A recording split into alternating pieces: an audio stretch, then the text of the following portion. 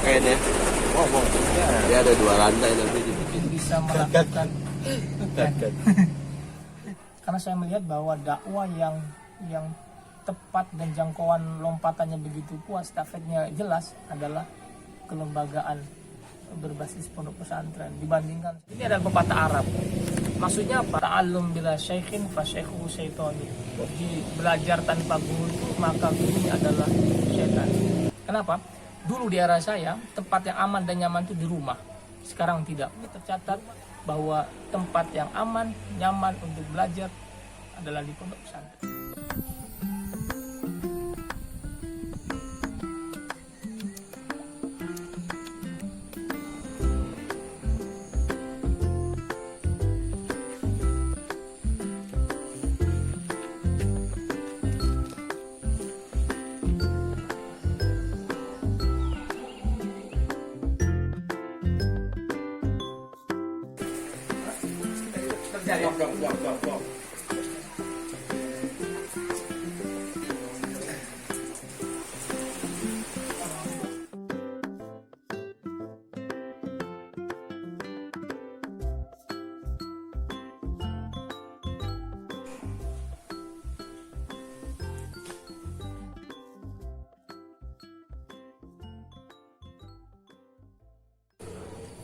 Assalamualaikum warahmatullahi wabarakatuh. Bismillahirrahmanirrahim. Allahumma sholli ala Muhammad wa ali Muhammad. Kenalkan, nama saya Gufron. Saya seorang pendidik baik secara formal maupun non formal. Secara formal saya pengajar di salah satu kampus. Secara non formal saya sebagai pendiri sekaligus pimpinan 2 pondok pesantren yang sedang saya kembangkan, satu di kota Serang, yang satu lagi di kota Pandeglang. Yang di kota Serang bernama Pesantren Al-Salam, di Mandalawangi Pandeglang bernama Dar El Nur. Pak Up, profesi antum adalah pendidik ya. Nah, tadi saya mendengar bahwa antum menyebut bahwa di satu sisi adalah pendidik di lembaga formal dan juga antum sebagai pendiri dan pengasuh pondok pesantren sekaligus pimpinan pondok pesantren. Yang kita mau tanyakan, apa sih yang menginspirasi antum sampai berkecimpung diri untuk mengembangkan lembaga pendidikan? Keluarga saya dan keluarga saya kebanyakan adalah berlatar belakang pondok pesantren. Saya dari kecil juga berada di pondok pesantren. Ada banyak pondok pesantren yang saya masuki. Kemudian salah satu yang menyebabkan saya tertarik untuk mendirikan pondok pesantren dan mengembangkan pondok pesantren, salah satu ayat dalam Al-Quran yang selalu menginspirasi saya, yaitu berbunyi falaula nafara minhum ta'ifatun litafaqahu fid-din waliyunziru qaumahum idza raja'u ilaihim la'allahum yahdharun. Ayat ini menggugah seorang muslim untuk tafaqquh fid-din. Jadi seharusnya lah dan selayaknya lah dalam satu komunitas, satu kampung itu ada satu atau sebagian orang untuk lihat tafaqquh fid-din, untuk memahami agama dan untuk memperdalam agama. Tujuannya adalah liungziru qaumahum, agar memberikan pencerahan kepada kelompoknya idza raja'u ilaihim, ketika mereka akan kembali pulang ke kampung halamannya. Sekian tahun saya berada di pondok pesantren, maka ini adalah pengamalan saya sebagai seorang muslim agar memberikan liungziru qaumahum idza raja'u ilaihim, dan pada hakikatnya nanti adalah la'allahum yahdharun, agar terjadi sinergitas positif antara sesama umat manusia di sebuah lingkungan barunya. Saya pikir itu. Dalam mewujudkan mimpi itu, karena kan berangkat dari tidak ada lalu menjadi ada. Apa sih kontribusi antum buat pondok ini dan pondok yang di Pontang Al-Salam dengan Dar El Nur sampai ini bisa terbangun bangunan, sampai tertata lahan? Bagaimana caranya? Saya pikir yang paling penting adalah menata niat, kemudian menjaga komitmen dalam diri kita mau apa sebenarnya, dan yang berikutnya adalah komitmen dengan pasangan kita. Saya pikir penting juga untuk membangun komitmen agar tidak berbeda arah dan visi. Saya kebetulan berlatar belakang organisatoris sejak sekolah menengah pertama sampai di kampus pun saya sebenarnya mantan aktivis, hanya saja tidak berkecimpung dalam dunia politik praktis. Maka salah satu yang positif yang bisa saya ambil dari pengalaman saya adalah manajemen, dan manajemen masyarakat itulah yang kemudian saya coba aplikasikan dalam dunia yang saya geluti. Setidaknya ada 2 manajemen yang saya kembangkan. Pertama manajemen usaha, kemudian manajemen lembaga pendidikan. Karena ini penting. Kenapa? Karena salah satu pesan guru saya adalah jangan sampai kita mencari hidup dari pesantren. Maka sebelum saya mendirikan pesantren, saya membangun usaha terlebih dahulu. Dengan begitu, apa yang kita dapat dari dunia usaha, kita bisa infakkan dalam dunia pesantren. Bukan sebaliknya, kita hidup dari pesantren, kemudian kita mencari modal dari pesantren. Maka 2 hal ini penting saya kerjakan dan saya lakukan agar seimbang. Mana urusan ekonomi, mana urusan pengabdian. Pesantren adalah medan pengabdian, bukan medan ekonomi ataupun bisnis. Saya pikir itu, kalau 2 itu bisa dilakukan, saya pikir bisa sinergi dengan baik. Tadi menyinggung tentang usaha. Nah, antum ini berarti punya usaha yang dijalankan. Paling tidak ini namanya tokoh kiai pengusaha. Karena pengusaha dulu baru jadi kiai. Itu bagaimana mempekerjakan orang, lalu mengajar sana sini, mengatur waktu itu bagaimana? Maka kata kuncinya saya pikir kelihayan kita dalam pengelolaan manajemen. Kalau manajemen sudah kuat dan kokoh, saya pikir semua bisa kita lakukan. Saya punya usaha kecil lah ya dalam dunia percetakan dan penerbitan. Kemudian saya juga punya usaha peternakan, dan segmen usaha ini saya pikir masih bisa kita handle selagi kita punya manajemen yang kuat. Saya tidak merasa terganggu misalnya ketika saya ada di pondok pesantren, ketika saya kemudian masuk dalam komunitas dunia usaha, kemudian saya juga berbagi mengajar di kampus. Saya pikir tidak ada yang salah. Di pesantren pun saya juga membangun kepercayaan dengan para ustadz semuanya agar bisa kita kelola dengan baik. Jadi satu visi dengan para ustadz, satu visi dengan karyawan, dan satu visi dengan pasangan kita saling berbagi. Kebetulan saya dianugerahi oleh Allah itu satu pasangan yang sama memiliki visi pengembangan ekonomi, kemudian visi pengembangan lembaga pendidikan berbasis pesantren. Maka kita bisa saling bersinergi. Ketika saya berada di pesantren, biasanya istri saya yang ada di tempat usaha saya. Sebaliknya ketika saya berada di tempat usaha saya, di kantor usaha saya, istri saya suruh untuk ke pondok pesantren. Ya, saling berbagi sehingga controlling 2 sisi itu bisa berjalan dengan baik. Beda visi gitu. Cara nengahin itu gimana? Ada cerita lucu nggak di balik itu? Ya, beda kepala tentu beda pemikiran ya. Tetapi kita harus berkeyakinan bahwa istri itu adalah makmum kita, dan kita juga memberikan pengertian bahwa istri adalah makmum bagi suaminya, sehingga dengan demikian tidak ada lagi namanya 2 komando, tetap dalam 1 komando. Hanya saja ibarat saya mengibaratkan sebuah negara itu istri adalah wakil presiden gitu ya, sehingga bisa mengganti pada posisi-posisi tertentu yang sangat kritis.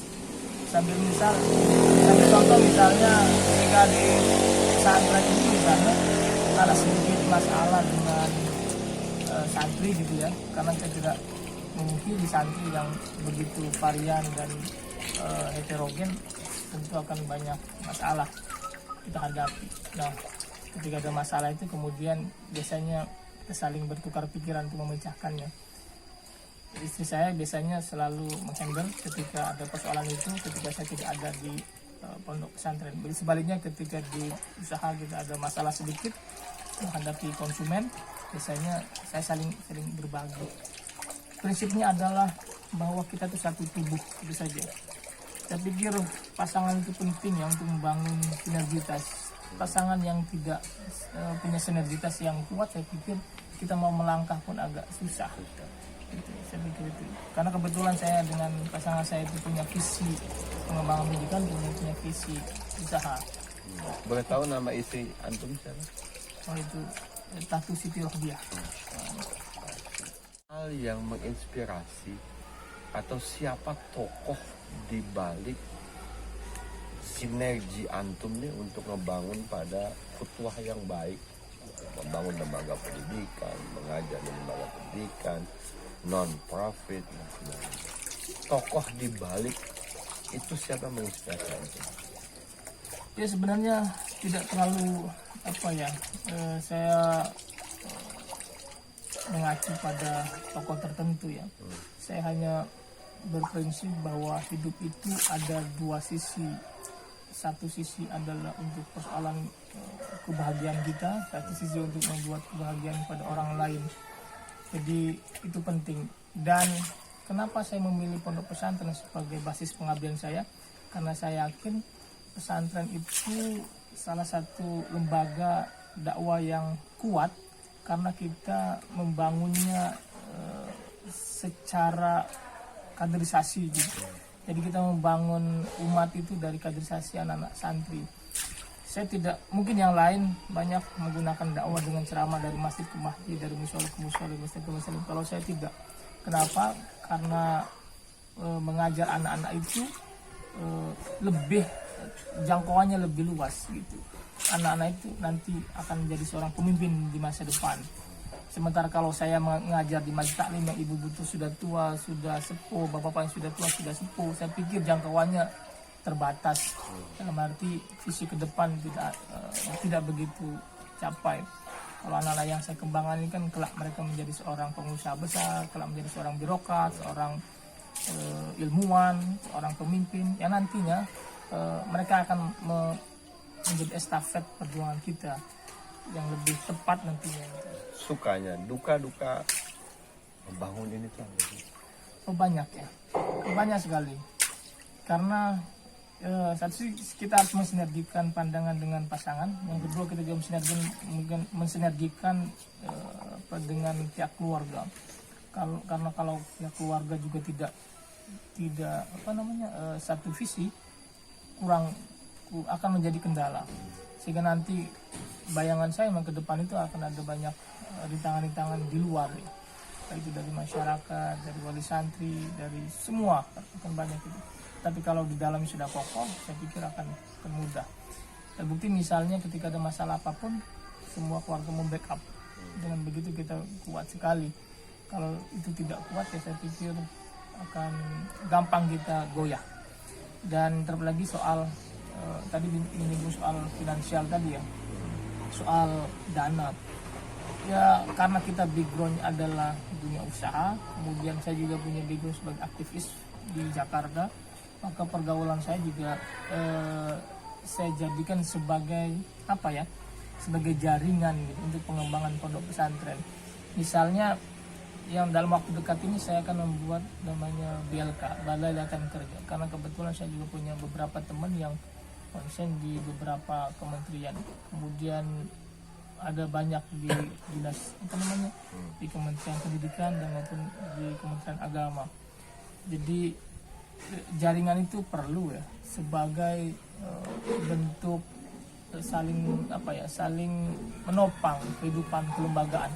Saya teringat misalnya dulu karena saya alumni Pondok Pesantren Tabak Beras Jombang, saya mengacu pada Kabupaten Pondok ini ya. Pendirinya kan Kiai Haji Wahab Asqullah itu, pendiri Nahdlatul Ulama. Jadi di sana pihak keluarga itu semua berbahu ya. Jadi ada yang masuk ke dunia kelembagaan formal, ada yang masuk ke dunia politik, ada dunia usaha, ada yang konsen di pondok saja, ngajar saja. semuanya itu untuk pengembangan pondok pesantren. Saya berkiblat seperti itu. Saya berharap nanti kelak para generasi saya itu nanti ada yang kemana-mana saja, tapi tujuannya adalah pengembangan pondok pesantren. Di persentase sekitar 60 itu semua dari pihak kita, 60% itu pihak kita dan pihak keluarga. Selebihnya itu ya ada dari teman, karena teman kita juga ada yang dari dunia usaha, ada dari dunia birokrat, kemudian ada dari dunia pengusaha. Berarti tidak banyak dukanya ya, sukanya lebih banyak ya, Ya, dalam merintis pondok gitu. ya sebenarnya seimbang ya.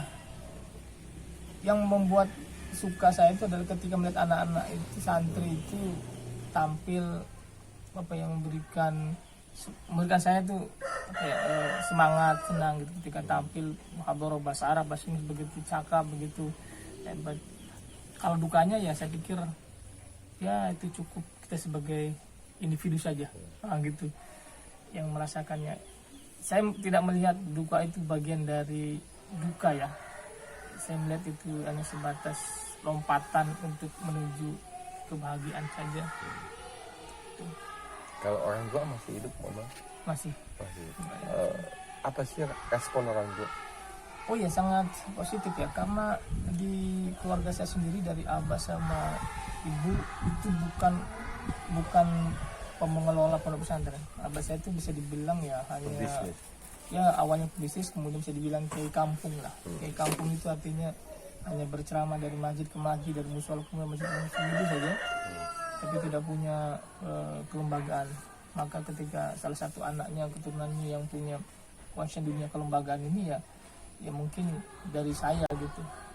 Karena saya melihat bahwa dakwah yang tepat dan jangkauan lompatannya begitu kuat dan sifatnya itu estafetnya jelas adalah kelembagaan berbasis pondok pesantren. Dibandingkan saya anggaplah saya misalnya berceramah di sebuah masjid atau musola, 100 orang, 200 orang mereka mendengarkan ceramah saya.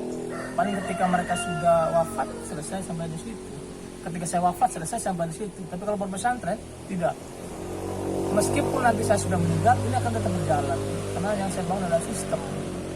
Begitupun anak ketika lulus, mereka akan membuat kebaikan-kebaikan di lingkungannya. Terus menerus berestafet seperti itu. Beda dengan hanya sekedar saya berceramah di masjid, di musola. Dan itu saya sampaikan kepada orang tua saya sama tujuannya berdakwah, tetapi caranya berbeda. Saya membangun pesantren karena jangkauannya luas. Kelak ketika saya sudah tidak ada umur, pesantren akan tetap ada. Anak-anak tetap akan belajar, tetap mengaji dan sebagainya. Tanpa saya pun mereka bisa berjalan. Tapi kalau saya ngajar di masjid, ketika saya tidak ada, jadi bubar itu pengajian itu. Dan karena tidak ada penerusnya. Ya, Abah selalu bilang bahwa dimanapun kita berada, selalulah membuat kebaikan. Apapun profesinya, apapun pekerjaannya, apapun aktivitasnya, selalu memberikan kebaikan. Abah saya termasuk orang yang tidak terlalu banyak menekankan anak. Misalnya harus jadi ini, harus jadi itu, tidak. Bebas saja. Yang terpenting buat kemanfaatan. Kalau nas anfa'uhum linnas. Jadi sebaiknya manusia itu adalah yang bisa memberikan kemanfaat kepada masyarakat luas. Tapi Abah udah pernah sini ke daerah Nur, ke arah sana. Iya. Udah pernah ya. Keterlibatan Abah begitu luas kapasitinya atau Abah di luar aja? Kebanyakan di luar. Karena Abah itu tipikal orang yang membebaskan. Karena itu tadi cara pandang berdakwahnya berbeda. Cara dakwah saya adalah berbentuk kelembagaan. Kalau Abah itu cara dakwahnya konvensional, jadi oratif saja. Untuk ke kalimat-kalimat antum bisa menginspirasi orang banyak. Yang tadinya anaknya nggak jadi santri jadi pengen santri. Yang tadinya nggak punya duit banyak, nggak ngelola pondok, hanya punya ngelola pondok. Bisa nggak dikasih sesuatu yang inspiring? Jadi santri loh, jadi pengelola pondok loh. Nah ini pertanyaan pentingnya, kenapa pesantren, kenapa harus menjadi santri? Kita tahu dalam dunia global informasi sekarang ini, orang belajar agama itu instan. mereka kemudian banyak belajar dari dunia media sosial yang tidak jelas sumber keguruannya. Maka ada satu pepatah Arab yang sangat kuat ya.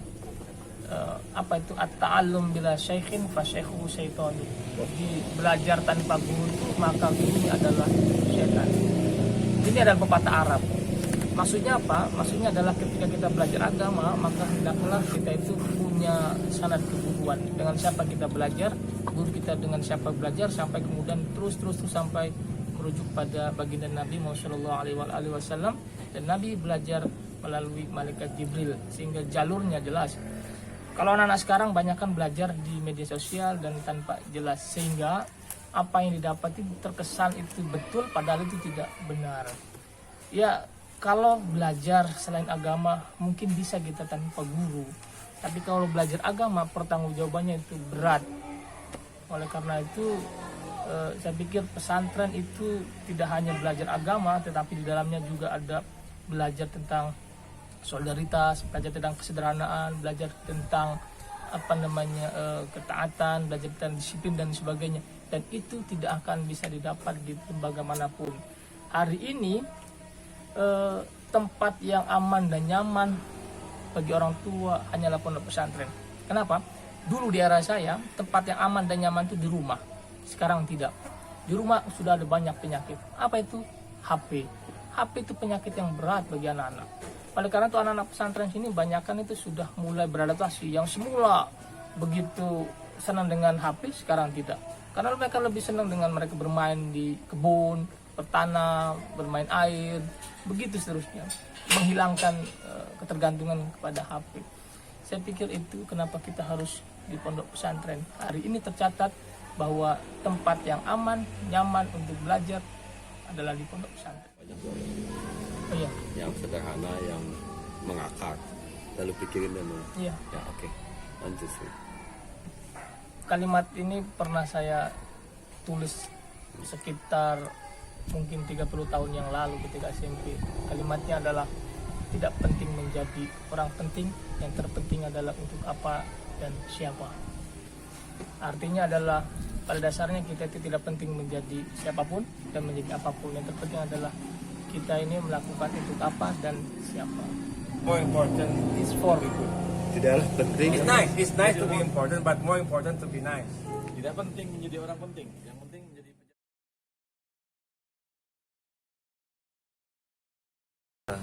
Cukup tadi kita bincang-bincang dengan Pak Uub yang ternyata banyak filosofi hidup yang diajarkan beliau.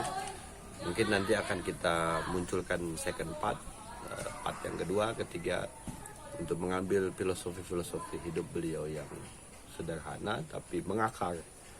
So stay tune di Balik Profesi. Oke, salam ya. Nah, Assalamualaikum warahmatullahi wabarakatuh. Bismillahirrahmanirrahim. Allahumma sholli ala Muhammad wa ali Muhammad. Saya Uub Gufron, pengasuh Pondok Pesantren Dar El Nur. Jangan lupa untuk terus menyaksikan setiap tayangan yang ada dalam channel Di Balik Profesi. Kalian akan memperoleh mutiara pengetahuan di dalamnya. Jangan lupa comment, like, and subscribe. Paling rame. berniaga. Paling rame. Ini mencoba berniaga nih, jadi kantor.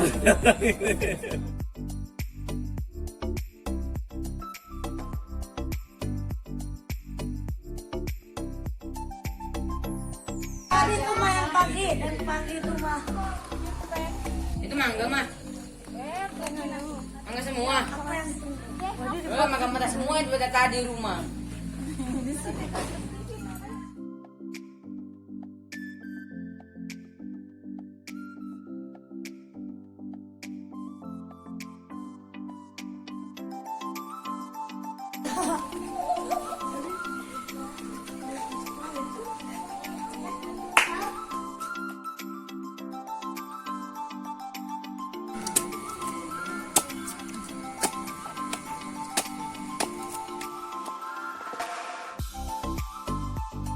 saya ikuti semua jembatan. Ya, klakson. Bener, assalamualaikum kan? Ngapain?